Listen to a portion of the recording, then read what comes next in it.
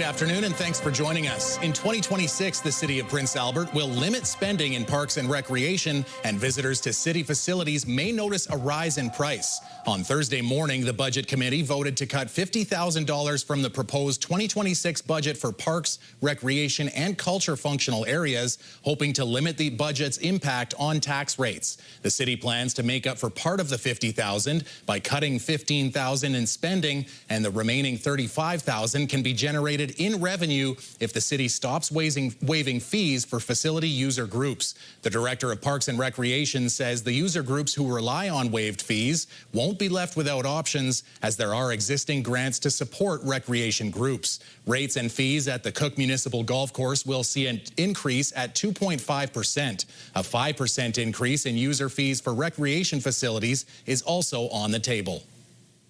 Prince Albert police have arrested and charged 2 people after an armed robbery that led to a police pursuit. At around 10 o'clock last night, police were dispatched to 28th Street West for report of a robbery. A vehicle was stolen by 2 individuals armed with knives. The victim was treated by Parkland Ambulance. Later, the vehicle was located on River Street West, where officers attempted a stop, but the vehicle fled. The pursuit ended on 2nd Avenue West, where the vehicle collided with another vehicle at 30th Street. The driver didn't report any injuries. The occupants tried to flee on foot, but were arrested. A 19-year-old male and 22-year-old female have been charged with robbery and other offenses. A former private Christian school director convicted of 9 counts of assault with a weapon has been handed an 18-month sentence to be served in the community. In July, John Olububokin was found guilty of using a wooden paddle to hit students while he was a director at Christian Center Academy from 2003 to 2007. The school has since changed its name twice, first to Legacy Christian Academy and more recently to Valor Academy. Today, a provincial court judge said the gravity of Olububokin's offenses is high and said it had a significant impact on the victims. As part of Olububokin's conditions, he must do 150 hours of community service, complete anger management and personal counseling, and has a nightly curfew. A Saskatoon jury rose to read their verdict in the case of a former massage therapist accused of sexual assault. Keenan Sorokon was there. 69-year-old Kenneth Braun has been found guilty of 5 counts of sexual assault. The jury reached its verdict Thursday afternoon after spending almost 24 hours coming to its decision. Facing allegations from 6 female clients, Braun, a former massage therapist, was found not guilty on one of the charges. The 2-week trial wrapped up Wednesday when the jury was given more than 3 hours of careful instructions and considerations before being sent to deliberate. The entire trial and all of the evidence presented is under a publication ban to not interfere with a future court date. The Crown argued against Braun's release, but he was able to walk away Thursday with his release order staying in effect. Sentencing is scheduled in the new year here at Court of King's Bench. Keenan Sorokon, CTV News, Saskatoon. 2 people in Saskatoon have died from drug overdoses on Monday. The Saskatoon Fire Department is reporting a spike in overdoses, reporting 104 in the city since Remembrance Day. That's about 13 overdoses a day. Officials say some of these cases required some form of resuscitation, such as CPR or hospital intervention.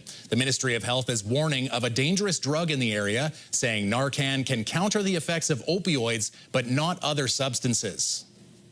Saskatoon police say warrant enforcement efforts created in the wake of the mass stabbing incident on James Smith Cree Nation have been effective in managing violent offenders in the city.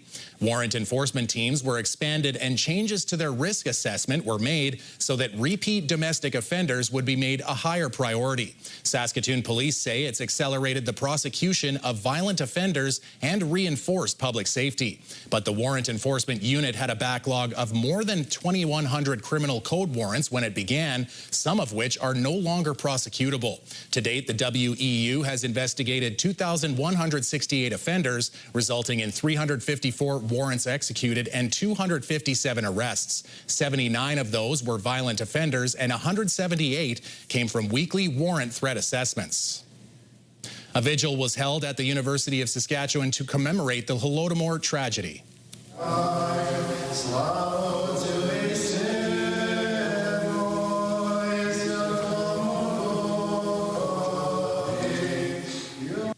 The University of Saskatchewan's Ukrainian Students Association hosted the vigil that remembers the famine between 1932 and 1933, orchestrated by the Stalin regime. It resulted in the deaths of millions of Ukrainians. Holodomor means death by hunger or extermination by hunger. The federal government recognized the Holodomor tragedy as a genocide in 2008.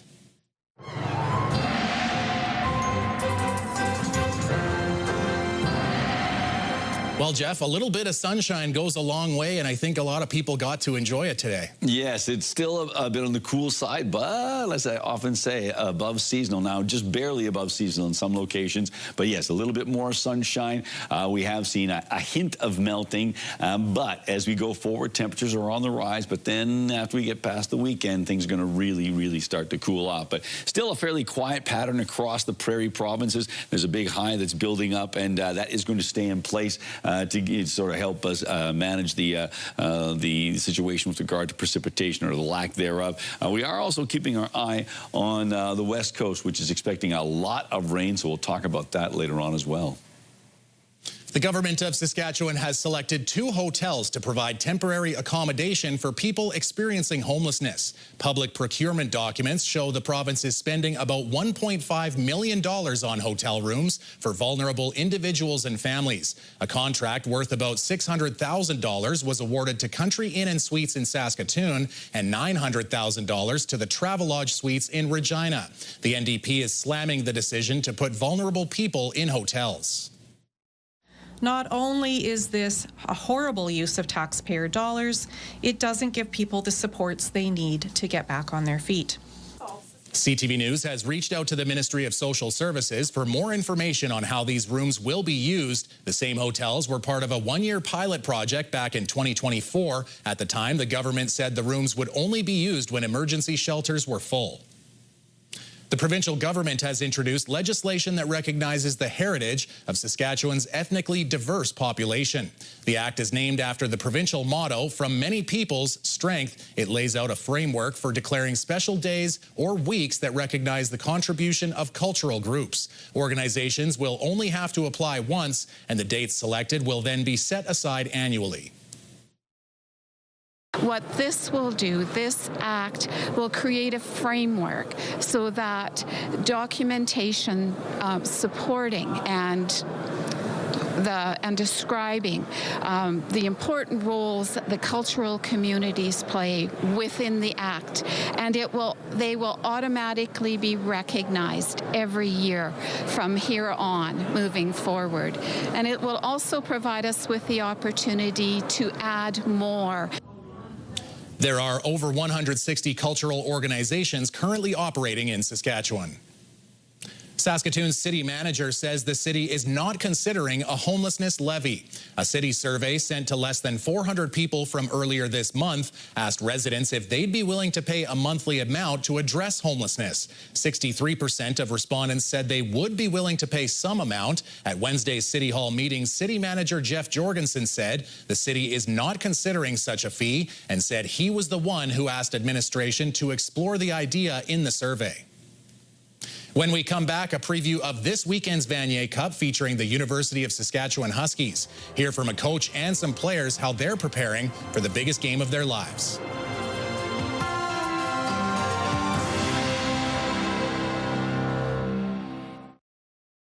Well, here we are just days away from the Vanier Cup, and if you didn't have enough Saskatchewan-Montreal football last weekend, we've got another matchup dialed up here. I'm joined by Seth Hundeby, linebacker for the University of Saskatchewan, heading to the Vanier Cup. How do you feel right now?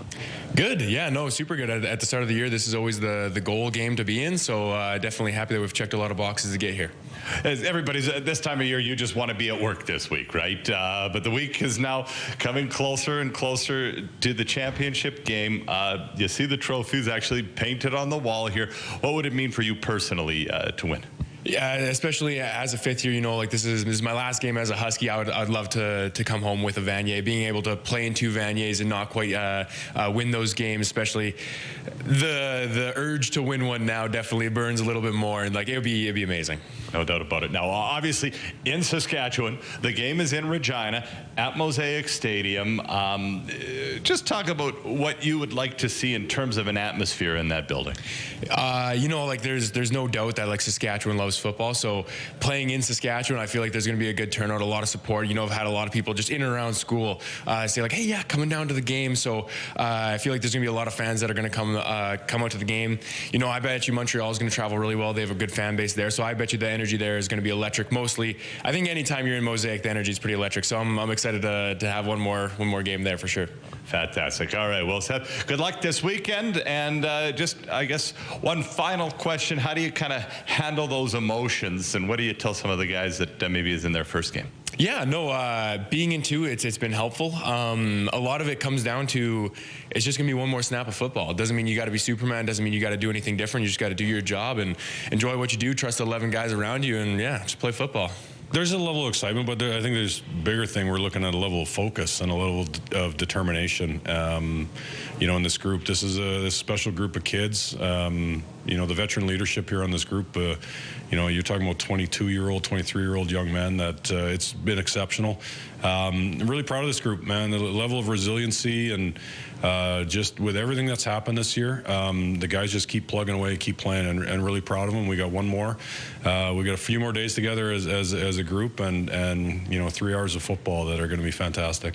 Now, it is the University of Saskatchewan, obviously situated and campused here in Saskatoon. But what would it mean for the whole province to get out there and show that support for you guys in the stands? Well, I think you just look, you know, you look at what happened there last Sunday, obviously with Saskatchewan, with the Rough Riders, and just the buy-in with the whole province and what it means. We are the institution of the province, the University of Saskatchewan, not Saskatoon, and yeah, this program's been around for over 100 years. So, you know, there's a pride there. There's a level of you know, like I said, pride and just everything that goes into it. There's a big alumni group. There's not only within football, but within the greater university. So the level of support that we get here is phenomenal. And you know, I'm not saying that that's not a piece of the fuel, but it's a piece of it. Our guys, it's not lost on our guys the level of importance that this game has. You're a Regina kid. You played your high school football there. What is it going to mean for you to step out in the national championship game, essentially at home? Yeah, I mean, it's a cool, you know, full circle moment for me because, like you said, I'm a Regina guy, and I'm going to end up playing my last Husky football game in Regina. So I imagine it's going to feel like a home game for me. I'm going to have lots of family out there in a familiar stadium. So, yeah, I'm excited for that.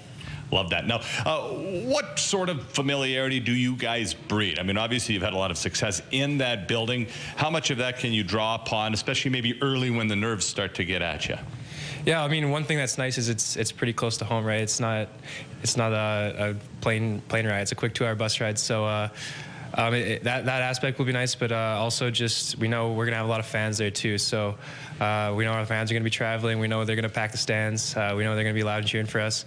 So I think for us that's the biggest thing, just knowing how much support we have in the stands and, you know, seeing all those familiar faces out there. No doubt about it. Well, there you go. You know, you've got about 30,000 of you can fit into that barn for the Vanier Cup, and why wouldn't you? University of Saskatchewan against Montreal this weekend. Jeff has the weather forecast coming up right after this, plus a deep dive into the participation report on our physical fitness.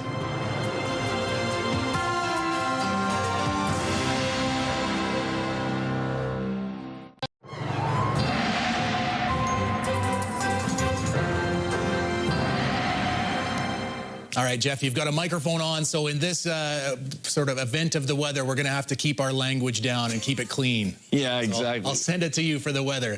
Well, you know what? Yes, you may want, as we approach the cold weather, and the blue is off in the color, and you may want to swear a blue streak.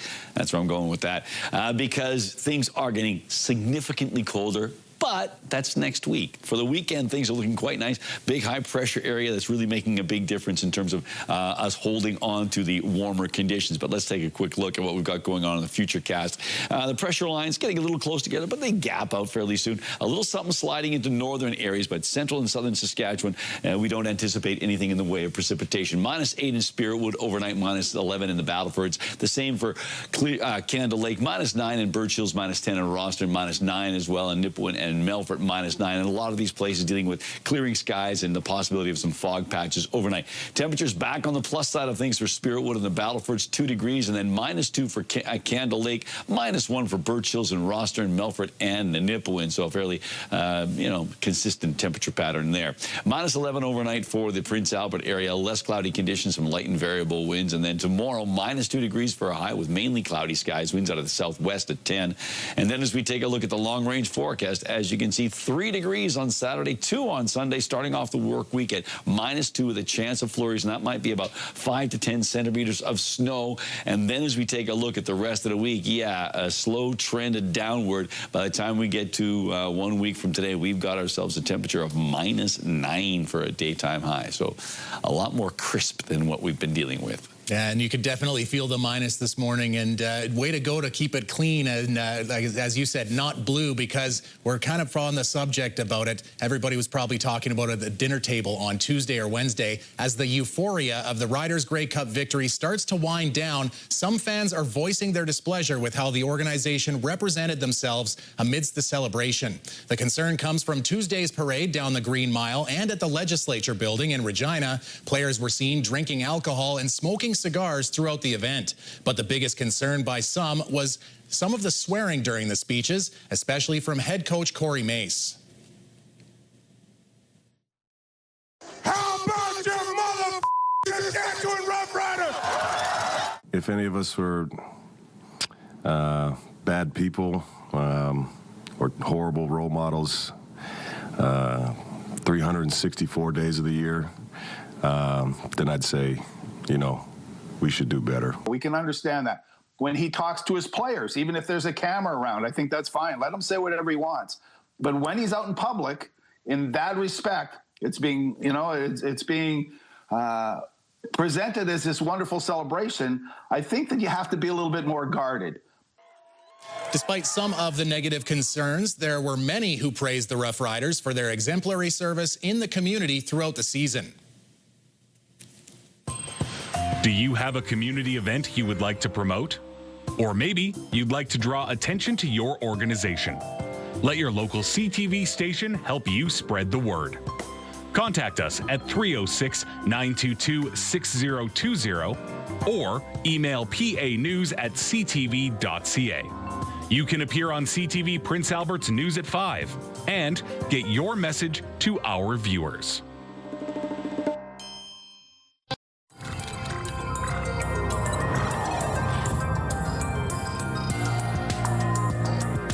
Yesterday, we highlighted how Canadians are scoring poorly when it comes to physical activity. Alison Bamford has more on the participation report and where we can improve our fitness. Every step counts for Tennille Lafontaine when trying to squeeze exercise into her busy schedule. I know as a parent that our kids are looking up to us to make sure that we're modeling these good behaviors, and I know that I'm not getting as much as my kids even are. The mother of 3 isn't alone. Participaction's new adult report card gives Canadians a C- with less than half meeting physical activity guidelines. A large majority have indicated that they have the desire to be physically active, but it's getting them past that intention and turning that into action that's the difficult part. But it does take strength and stamina. Hal Johnson has spent his career pushing people to move, but as co-host of Canada's Body Break, he's not seeing everyone practice what he's preached. Society has changed to be less active. You can do a lot more things simply by your phone than you could ever do before. You'd have to get up. Physical inactivity costs the healthcare system nearly $4 billion annually, according to the report. Advocates want all levels of government to promote fitness and remove financial barriers. You take care of yourself now so that you can do things in the future. And LaFontaine hopes to walk the same path she wants her own children to tread. My generation is a kid growing up, being healthy meant diet culture and being skinny, whereas now being healthy means being active and being strong. So those are messages that I want to model. As for Canadians who want to improve their grades in physical activity, experts say even a brisk walk can count towards heart-pumping minutes, and steps taken during a light stroll, house cleaning, or grocery shopping all add up. Allison Bamford, CTV News, Saskatoon. A new plan from Alberta's government could dramatically change healthcare delivery in the province, allowing some health professionals to work in both the public and private systems simultaneously. The Canadian Health Coalition says while the goal is to attract doctors and shorten wait times, this is not the way to do it. Other critics, including the Canadian Medical Association, said the model could lead to Albertans waiting longer to get treatment with worse access to care, citing evidence from around the world where a similar private healthcare system is operating. Brought to you by Saskatchewan Union of Nurses. Thank you to Saskatchewan's 11,000 registered nurses. All right, Jeff, you and I are boys, so we probably don't know all of the ins and the outs of cooking and making fine dining, but... well, maybe not fine. I know how to cook, but no. Maybe I'm my brothers, both of my brothers are much better cooks than I am. I won't deny that. I'll keep you in your own category then. I'm definitely not a cook, but it is definitely time to start planning your Boxing Day lunch. Heinz is serving up something new for leftovers, Heinz Leftover Gravy. They say this is the first ever squeezable bottle of turkey gravy. It's been created with the day after turkey sandwich in mind, and if only it was created for Canadian Thanksgiving as well. But I think, Jeff, we're going to have to just sit and discuss this. Is this for real, or is this like a hoax? Is this like a little gotcha? I think the folks over at Heinz would have sent this over. They want everybody to be putting this in their... Well, would you send us a free sample? There you go. Is that a pantry thing? Is that do you put that in the fridge? I don't know. I don't know, but it had an interesting sort of descriptor there in their little purple seal there. Yeah, squeezable's definitely an issue. Well, I was thinking of what they actually had written there. So there you go. But the whole thing about, there's a chef that does sort of reactions to different cooking, and one of the things he says is depending on the garlic, if it's in a jar, it's jarlic. If it's squeezable garlic, it's squarlic. So I guess that one would have to be what, squavy or yeah, squavy? Yeah, you go. Yeah, squavy sounds good. Yeah, it's good, squavy. Either way, if you're looking for it on shelves, you'll probably find it. I won't be getting any of that. Well, if I can find it, I'll bring it in. There you go. Yeah. CTV National News coming up right now.